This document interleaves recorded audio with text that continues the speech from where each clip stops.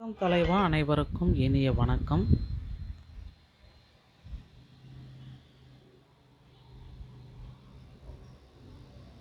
ஒரு புதிய ஆனுவல் பிளானரை பள்ளி கல்வித்துறை சார்பாக வெளியிட போகிறாங்க.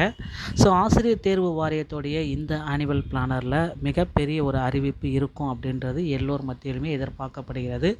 யூஜிடிஆர்பி, பிஜிடிஆர்பி போன்ற தேர்வுகளுடைய தேதிகள் மற்றும் காலி பணியிடங்களை குறித்து ஒரு மிகப்பெரிய ஒரு அறிவிப்பு ஆசிரியர் தேர்வு வாரியத்தில் இருக்கும் அப்படின்றது எல்லோருக்குமே தெரிந்த ஒரு விஷயந்தாங்க.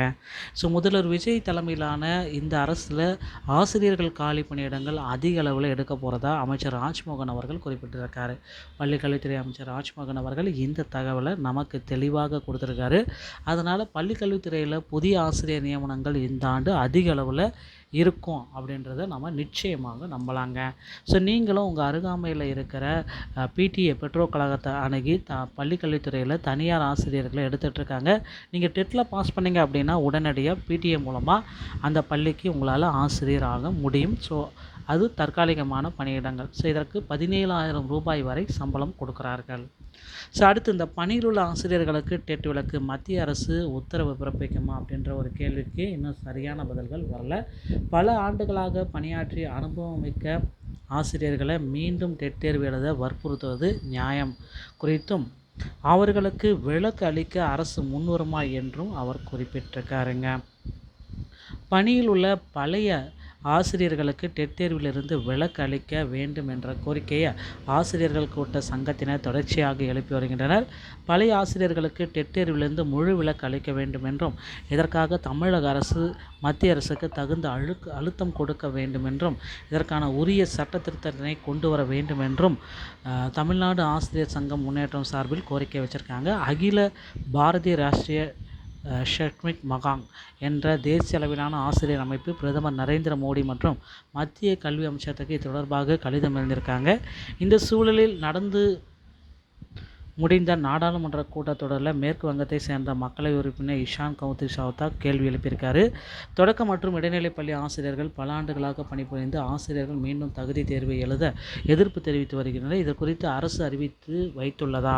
பணியில் உள்ள ஆசிரியர்களுக்கு மீண்டும் தேர்வு எழுதுவதில் இருந்து விலக்கு அளிக்க வேண்டும் என கூறி ஆசிரியர் சங்கங்கள் அல்லது பிற தொடர்புடைய அமைப்புகளிடமிருந்து அரசுக்கு ஏதேனும் கோரிக்கை மனுக்கள் பெற்றிருக்கிறார்களா? இப்படின்ற மாதிரி எல்லாமே இவங்க கேள்விகள் கேட்டுட்ருக்காங்க. அனுபவமிக்க பணியில் உள்ள ஆசிரியர்களை மீண்டும் டெட் தேர்வு எழுத வைப்பதன் அவசியத்தன்மை, ஆசிரியர்களை மீண்டும் டெட் தேர்வு எழுதுவதன் அவசியத்தன்மை, நியாயப்பாடு மற்றும் தர்க்க ரீதியான காரணம் குறித்து ஆசிரியர்கள் எழுப்பியுள்ள கவலைகளை அரசு ஆய்வு செய்திருக்கிறதா?